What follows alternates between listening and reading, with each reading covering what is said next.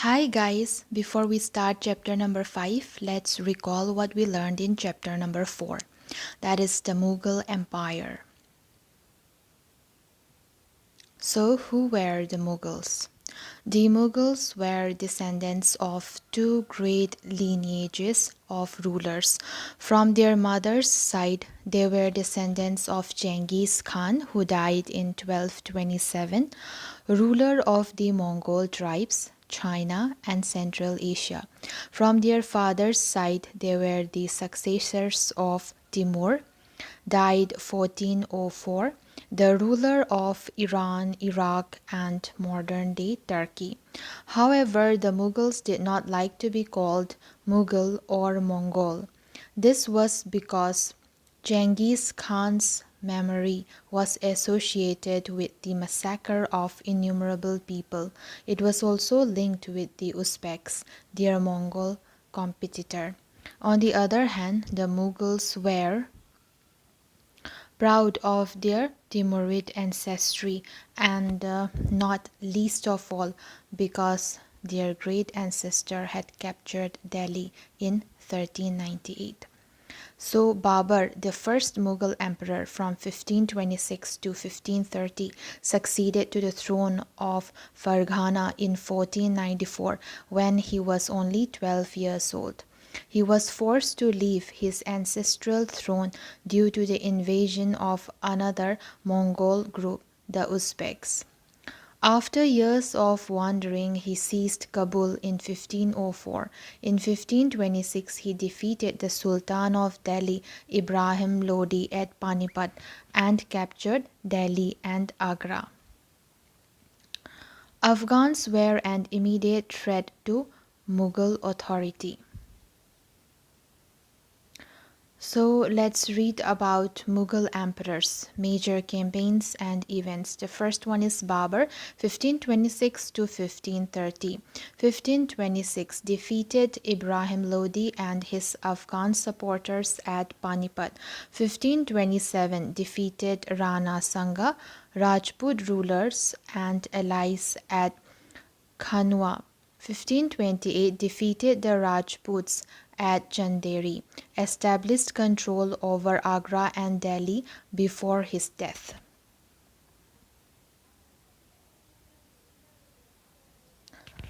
Humayun 1530 to 1540, 1555 to 1556. Number 1. Humayun divided his inheritance according to the will of his father. His brothers were each given a province. The ambitions of his brother Mirza Kamran weakened Humayun's cause against Afghan competitors. Sher Khan defeated Humayun at Chausa 1539 and Kannauj 1540, forcing him to flee to Iran.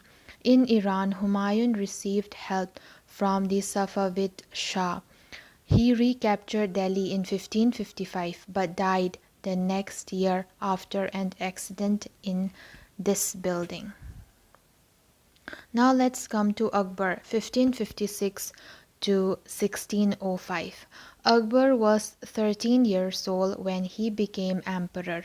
His reign can be divided into three periods. Number 1, 1556 to 1570.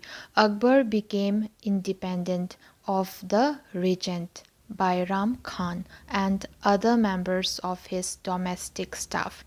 Military campaigns were launched against the Suris and other Afghans, against the neighboring kingdoms of Malwa and Gondwana, and to suppress the revolt of his half-brother Mirza Hakim and the Uzbeks. In 1568, the Sisodia capital of Chittor was seized, and in 1569, Ranthambore. Number 2, 1570 to 1585. Military campaigns in Gujarat were followed by campaigns in the east in Bihar, Bengal, and Orissa. These campaigns were complicated by the 1579 to 1580 revolt in support of Mirza Hakim. Number 3. 1585 to 1605. Expansion of Akbar's empire. Campaigns were launched in the northwest. Kandahar was seized from the Safavids. Kashmir was annexed as also Kabul after the death of Mirza Hakim. Campaigns in the Deccan started with Berar, Khandesh and parts of Ahmednagar were annexed. In the last years of his reign, Akbar was distracted by the rebellion of Prince Salim, the future Emperor Jahangir. Jahangir 1605 to 1627. Military campaign started by Akbar continued. The Sishodaya ruler of Mewar, Amar Singh, accepted Mughal service.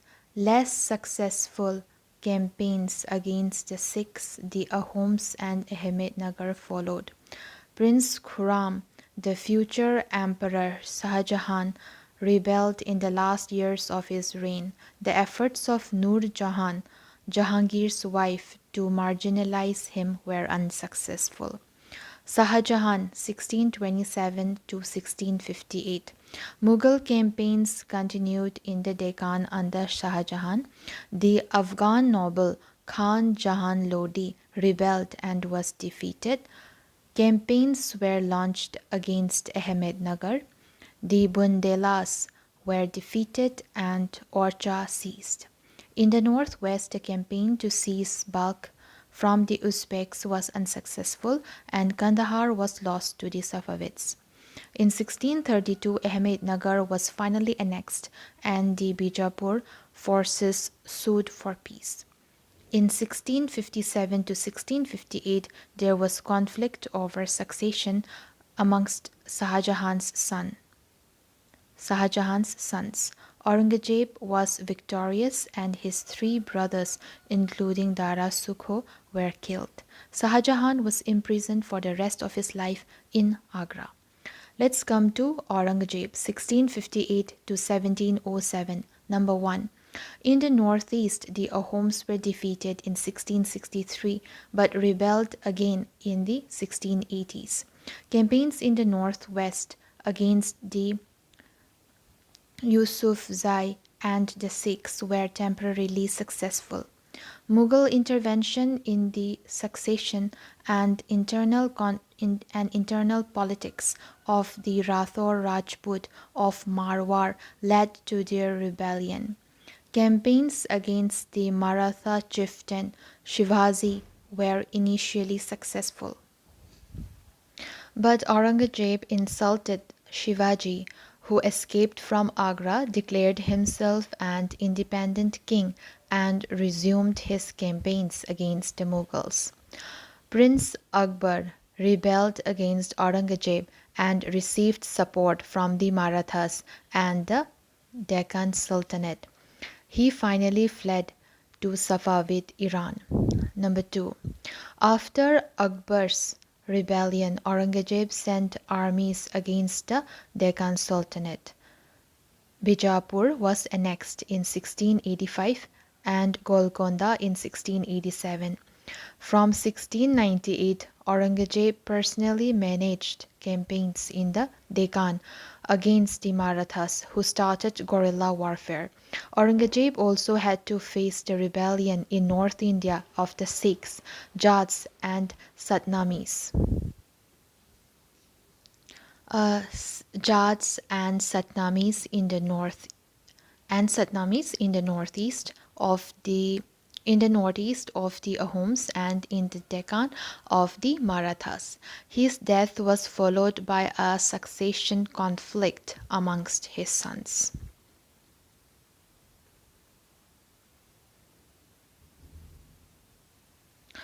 The Mughal did not believe in the rule of primogeniture, where the eldest son inherited his father's estate. Instead, they followed the Mughal and Timurid custom of coparcenary inheritance, or a division of the inheritance amongst all the sons. The Mughal became powerful and many other rulers also joined them voluntarily. The Rajputs are a good example of this. Many of them married their daughters into Mughal families and received high positions. The Sisodia Rajputs refused to accept Mughal authority for a long time. Once defeated, however, they were honorably treated by the Mughals, given their lands, watan, back as assignments, watan Jagir. The careful balance between defeating but not humiliating their opponent enabled the Mughals to extend their influence over many kings and chieftains. But it was difficult to keep this balance all the time. Aurangzeb insulted Shivaji when he came to accept Mughal authority. What was the consequences of this insult? Mughal recruited diverse bodies of people from a small nucleus of Turkish nobles to Ranis. They expanded to include Iranians, Indian Muslims, Afghans, Rajputs, Marathas, and other groups. Those who joined Mughal service were enrolled as Mansabdars.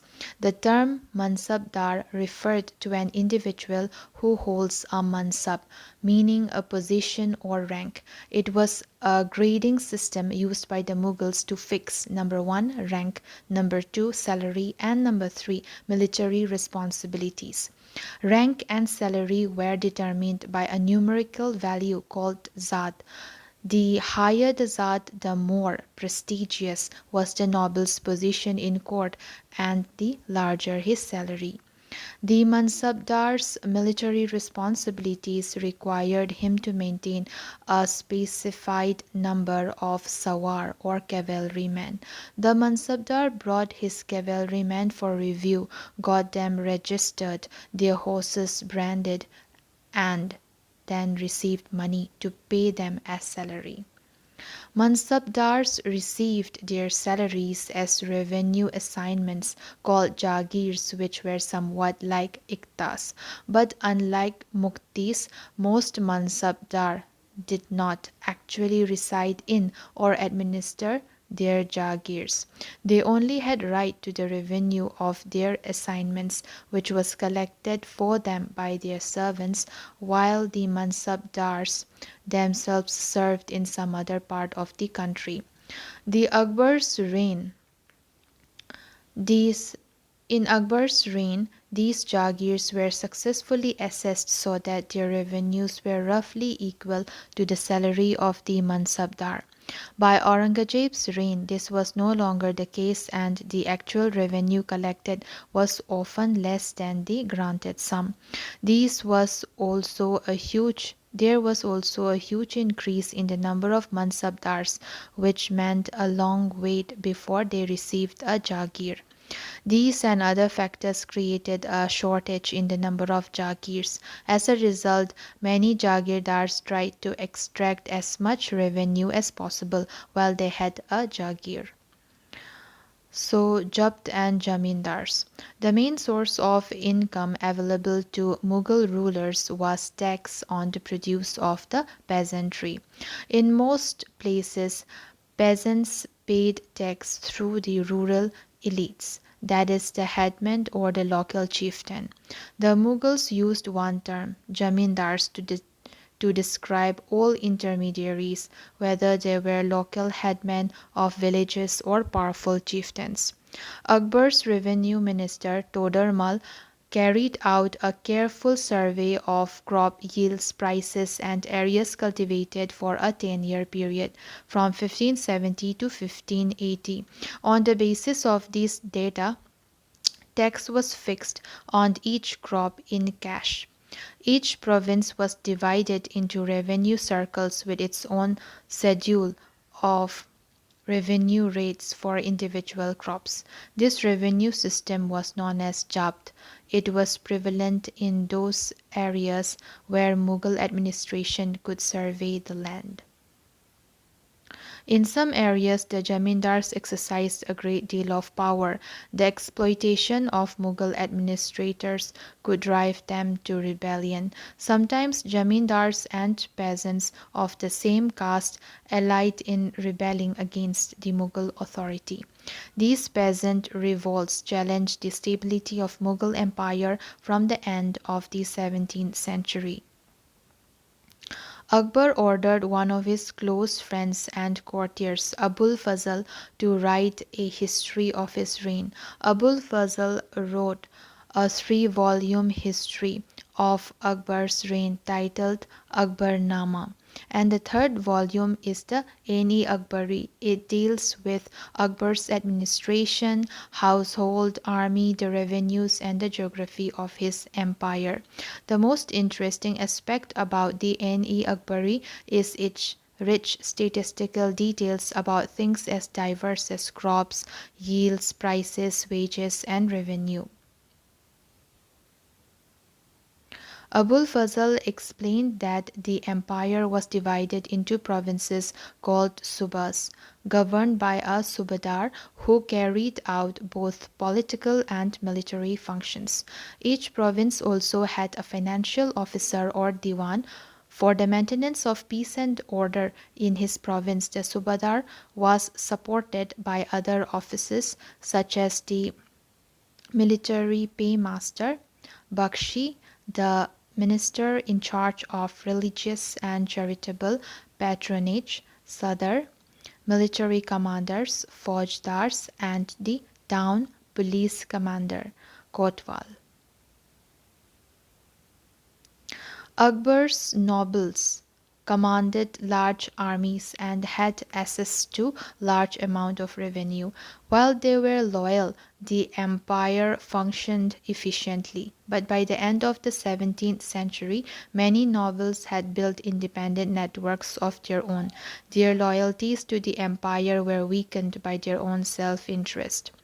While Akbar was at Fatehpur Sikri during the 1570s, he started discussions on religion with the ulama, brahmanas, Jesuit priests who were Roman Catholics, and Zoroastrians. These discussions took place in the Ibadat Khana. He was interested in the religion and social customs of different people. Akbar's interaction with people of different faiths made him realize that religious scholars who emphasized ritual and dogma were often bigots. Their teachings created division and disharmony amongst his subjects. This eventually led Akbar to the idea of sul-e-kul or universal peace. This idea of tolerance did not discriminate between people of different religions in his realm. Instead, it focused on a system of ethics, honesty, justice, peace that was universally applicable. Abul Fazl helped Akbar in framing a vision of governance around this idea of sul-e-kul. This principle of governance was followed by Jahangir and Shahjahan as well. The administrative and military efficiency of the Mughal Empire led to great economic and commercial prosperity. International travelers described it as the fabled land of wealth. The poorest amongst them lived from hand to mouth, and they could hardly consider investing in additional resources like tools and supplies to increase productivity. So that's all, guys. Thank you. So let's start chapter number 5. So let's start chapter number 5, Rulers and Buildings. Figure 1. So where is figure number 1? Okay, this is figure number 1. The Qutub Minar is 5 stories high. The band of inscriptions you see are under its first balcony. The first floor was constructed by Kutubuddin Aibak and the rest by Iltutmish around 1229. Over the years it was damaged by lightning and earthquakes and repaired by Alauddin Khilji, Muhammad Tughlaq, Firuz Shah Tughlaq and Ibrahim Lodi. So many rulers are involved with Qutub Minar. Okay. Figure number 1 shows the first balcony of the Qutub Minar. Kutubuddin Aibak had this constructed around 1199. Notice the pattern created under the balcony by the small arcs and geometrical designs. Can you see two bands of inscriptions under the balcony? These are in Arabic. Notice that the surface of the minar is curved and angular. Placing an inscription on such a surface required great precision. Only the most skilled craftsperson could perform this task. Remember that very few buildings were made of brick or stone 800 years ago. What would have been the impact of a building like the Qutub Minar on observers in the 13th century? Between the 8th and the 18th centuries, kings and their officers built two kinds of structures. They built two kinds of structures. The first were forts, palaces, gardens, residences, and tombs, safe, protected, and grandiose places of rest in this world and the next. So the second were structures meant for public activity, including temples, mosques, tanks, wells, caravanserais, and bazaars. So a caravanserai, it is an inn with a central courtyard for travelers in the desert regions of Asia or North Africa. So kings were expected to care for their subjects, and by making structures for their use and comfort, rulers hoped to win their praise. So they did this for their praise. Construction activity was also carried out by others, including merchants. They built temples, mosques, and wells. However, domestic architecture, large mansions, havelis of merchants, has survived only from the 18th century. So let's see. Labor for the Agra fort. Built by Akbar, the Agra fort required 2,000 stone cutters, 2,000 cement and lime makers, and 8,000 laborers. So, engineering skills and construction.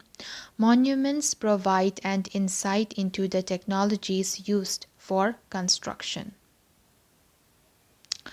Take something like a roof, for example. We can make this by placing wooden beams or a slab of stone across four walls. But the task becomes difficult if we want to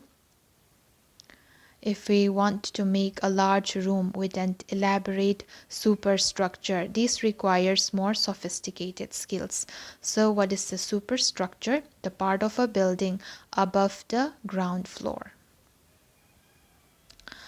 Between the 8th and 10th centuries, architects started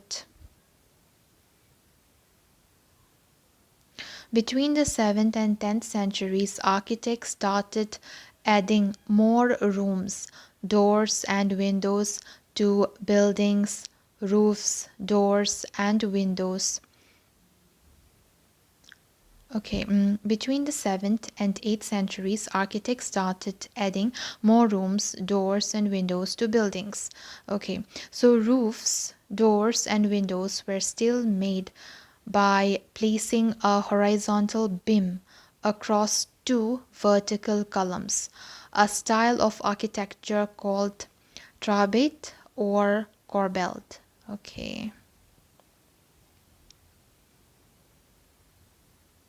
So the the roofs, okay.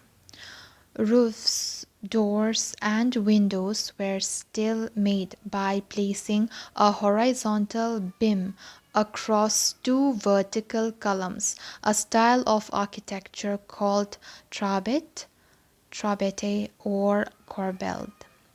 Between the 8th and 13th centuries, the trabet style was used in the construction of temples, mosques, tombs, and in buildings attached to large stepped wells, baulis. Okay, so this figure 2a, it is screen in the Quwat al-Islam Mosque, Delhi, late 12th century, and figure 2b, corbelled technique used in the construction of the screen. Okay. Now let's see temple construction in the early 12th century. This figure number 3a, figure 3b, and figure 4. This is figure 4. Okay, let's see. The Kandariya Mahadeva temple, dedicated to Shiva, was constructed in 999 by the king Dhangadeva of the Chandela dynasty. Figure 3b is the plan of the temple. An ornamental gateway led to an entrance and the main hall, Mahamandapa, where dances were performed. The image of the chief deity was kept in the main shrine, Garbhagriha. This was the place for ritual worship where only the king, his immediate family, and priests gathered. The Khajuraho complex contained royal temples where commoners were not allowed entry. The temples were decorated with elaborately carved sculptures. Now figure number 4. The Raja Rajeshwara temple of Thanjavur had the tallest shikhara amongst temples of its time. Constructing it was not easy because there were no cranes in those days, and the 90-ton stone for the top of the shikhara was too heavy to lift manually. So the architects built an inclined path to the top of the temple, placed the boulder on rollers, and rolled it all the way to the top. The path started more than 4 kilometers away so that it would not be too steep.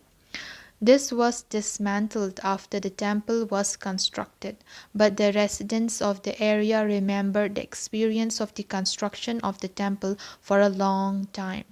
Even now a village near the temple is called Charupalam, the village of the incline. What differences do you notice between the shikharas of the two temples? Can you make out that the shikhara of the Raja Rajeshwara temple is twice as high as that of the Kandariya Mahadeva? Two technological and stylistic developments are noticeable from the 12th century. The first one is the weight of the superstructure above the doors and windows was sometimes carried by arches. This architectural form was called arcuate. Compare figure 2a and 2b with figures 5a and 5b. Figure 2a and 2b.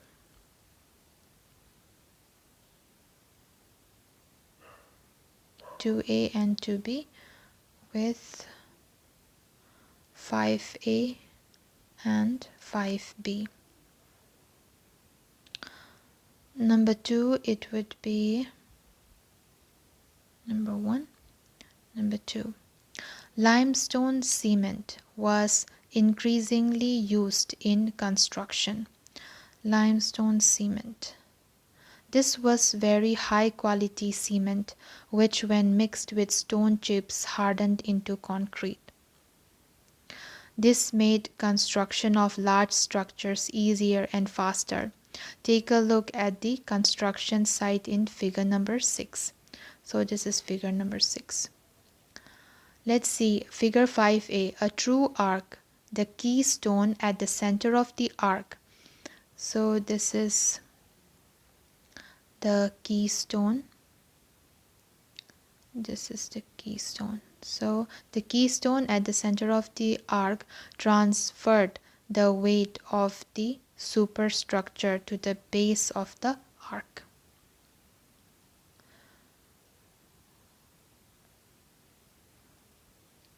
Figure 5b, true arc. Detail from the Alai Darwaza, early 14th century. Quwat al-Islam Mosque, Delhi. And figure number 6 is a painting from the Akbar Nama dated 1590 to 1595, showing the construction of the water gate at the Agra fort. Building temples. Okay, describe what the laborers are doing, the tools shown and the means of carrying stones. Building temples, mosques and tanks. Temples and mosques were beautifully constructed because they were places of worship. They were also meant to demonstrate the power, wealth and devotion of the patron. Take the example of the Raja Rajeshwara temple. And inscription mentions that it was built by King Raja Rajadeva, or for the worship of his lord Raja Rajeshwaram. Notice how the names of the ruler and the god are very similar. The king took the god's name because it was auspicious and he wanted to appear like a god. Though the rituals of worship in the temple, one god Raja Rajadeva honored another Raja Rajeshwaram. A royal architect. The Mughal Emperor Shahjahan's chronicler declared that the ruler was the architect of the workshop of empire and religion. The largest temple were all constructed by kings. The other lesser deities in the temple were gods and goddesses of the allies and subordinates of the ruler. The temple was a miniature model of the world ruled by the king and his allies. As they worshipped their deities together in the royal temples, it seemed as if they brought the just rule of the gods on earth. Muslim sultans and padshahs did not claim to be incarnations of God, but Persian court chroniclers described the sultan as the shadow of God. And inscription in the Quwat al-Islam Mosque explained that God chose Alauddin as a king because he had the qualities of Moses and Solomon, the great lawgivers of the past. The greatest lawgiver and architect was God himself. He created the world out of chaos and introduced order and symmetry. So this is figure number 7. Plan of the Jama Masjid built by Shahjahan in his new capital at Shahjahanabad, 1650 to 1656. So Qibla, that is the direction towards Mecca, that is in India, it is towards the west. As each new dynasty came to power, kings wanted to emphasize their moral right to be rulers. Moral right to be rulers. Constructing places of worship provided rulers with the chance to proclaim their close relationship with God, especially importance in an age of rapid political change. Rulers also offered patronage to the learned and pious and tried to transform their capitals and cities into great cultural centers that brought fame to their rule and their realm. Importance of water.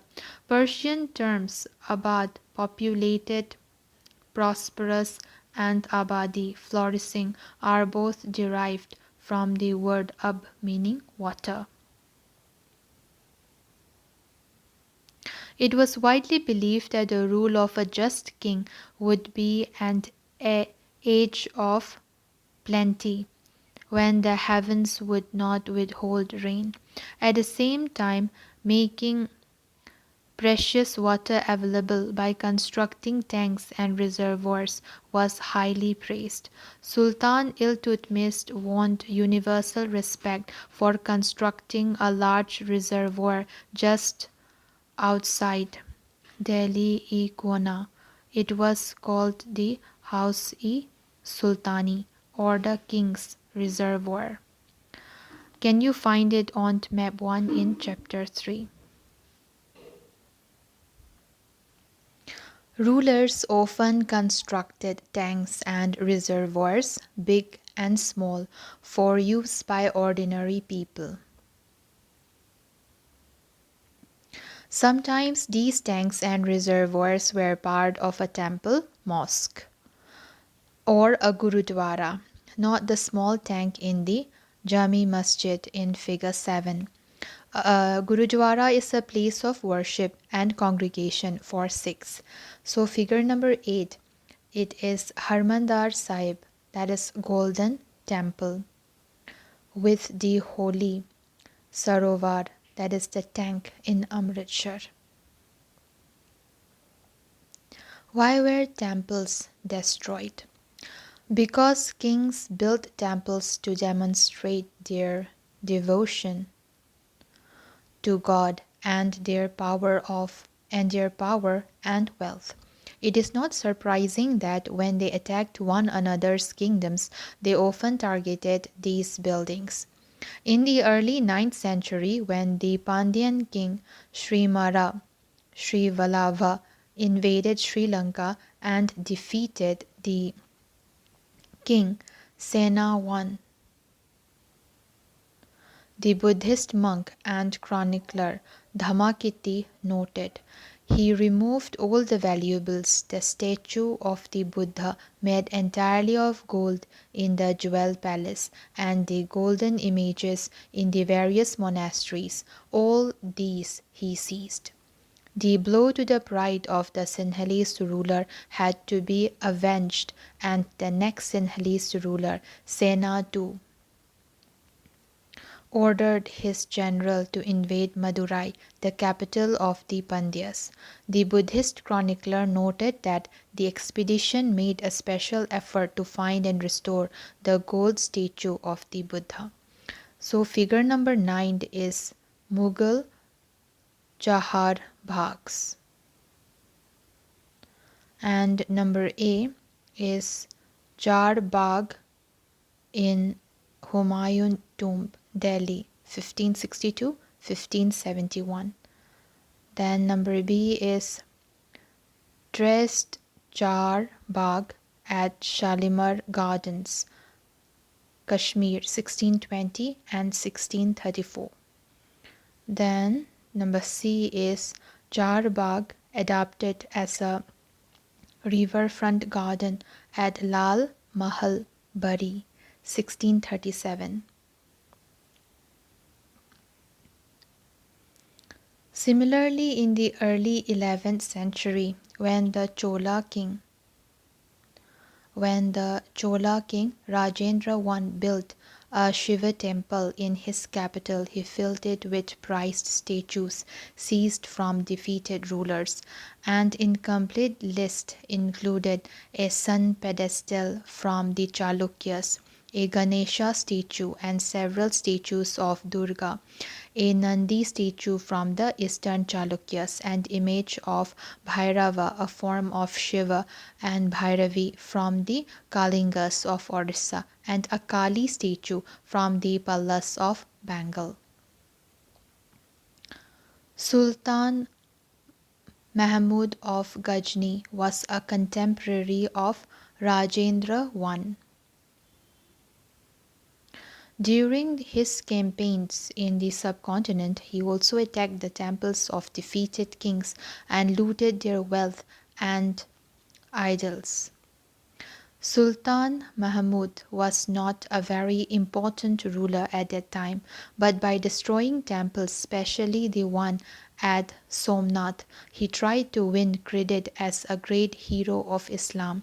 In the political culture of the Middle Ages, most rulers displayed their political might and military success by attacking and looting the places of worship of defeated rulers. In what ways do you think the policies of Rajendra I and Mahmud of Ghazni were a product of their times? How were the actions of the two rulers different? Gardens, tombs, and forts.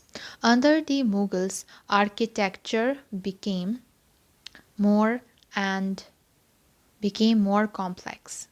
Babur, Humayun, Akbar, Jahangir, and especially Shah Jahan were personally interested in literature, art, and architecture. In his autobiography, Babur described his interest in planning and laying out formal gardens placed within rectangular walls, enclosures, and divided into four quarters by artificial channels.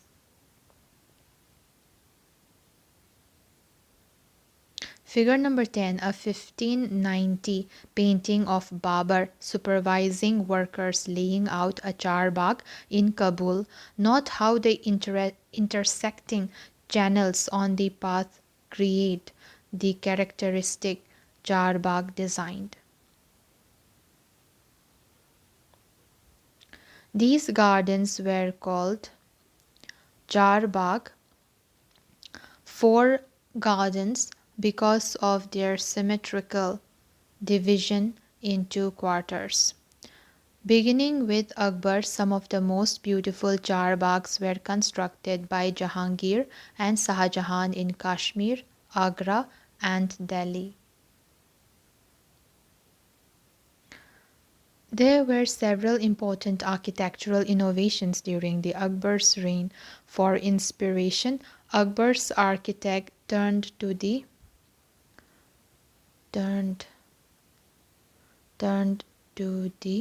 tombs of his Central Asian ancestor Timur. The central towering dome and the tall gateway Pistak became important aspects of Mughal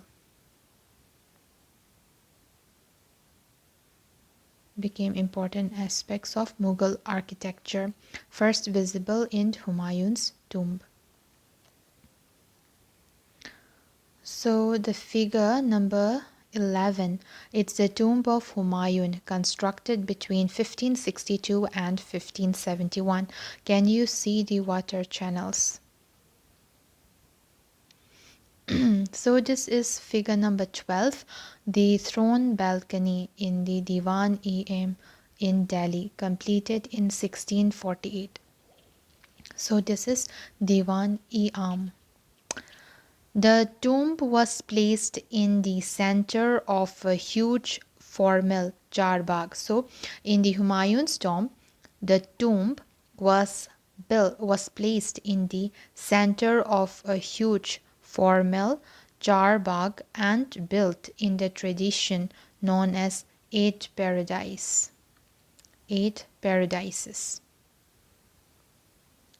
or Hast Behist. A central hall surrounded by 8 rooms. The building was constructed with red sandstone edged with white marble. It was during Shah Jahan's reign that the different elements of Mughal architecture were fused together in a grand harmonious synthesis. His reign witnessed a huge amount of construction activity, especially in Agra and Delhi. The ceremonial halls of public and private audience, Diwan-e-Khas or Aam, were carefully planned. Placed within a large courtyard, these courts were also described as Chihil Sutun or 40-pillared halls.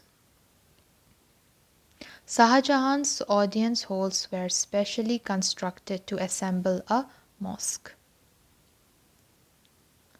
The pedestal on which his throne was placed was frequently described as the Qibla, the direction faced by Muslims at prayer, since everybody faced the direction when court was in session. The idea of the king as a representative of God on earth was suggested by these architectural features. The connection between royal justice and the imperial court was emphasized by Shah Jahan in his newly constructed court in the Red Fort at Delhi. Behind the emperor's throne was a series of Petradura. So Petradura are colored hard stones placed in depressions carved into marbles or sandstone, creating beautiful ornate patterns. So Petradura inlays that depicted the legendary Greek god Orpheus playing the lute. It was believed that Orpheus' music could calm ferocious beasts until they coexisted together peaceably. The construction of Shah Jahan's audience hall aimed to communicate that the king's justice would treat the high and low as equals, creating a world where all could live together in harmony. In the early years of his reign, Shah Jahan's capital was at Agra, a city where the nobility had constructed their homes on the banks of the river Yamuna. These were set in the midst of formal gardens constructed in the Charbagh format. The Charbagh garden also had variation that historians describe as the river riverfront garden. In this, the dwelling was not located in the middle of the Charbagh but at its edge, close to the bank of the river. Shah Jahan adopted the riverfront garden in the layout of the Taj Mahal, the grandest architectural accomplishment of his reign. Here the white marble mausoleum was placed.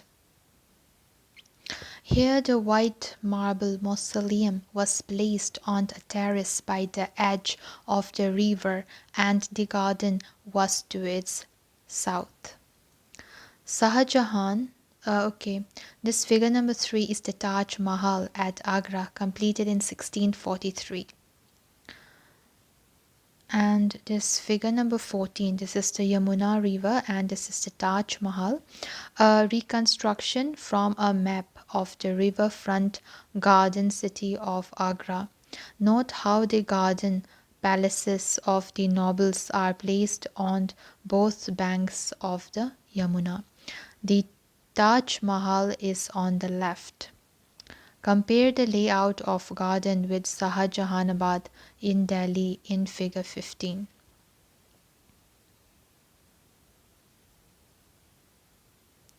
(1850) map of Shah Jahanabad. Where is the emperor's residence?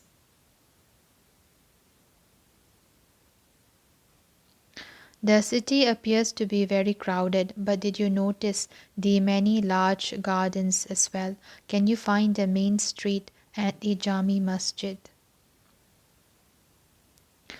Shah Jahan developed this architectural form as a means to control the access that nobles had to the river. In the new city of Shah Jahanabad that he constructed in Delhi, the imperial palace commanded the riverfront. Only special favored nobles like his eldest son Dara Shuko were given access to the river. All others had to construct their homes in the city away from the river Yamuna. Region and empire.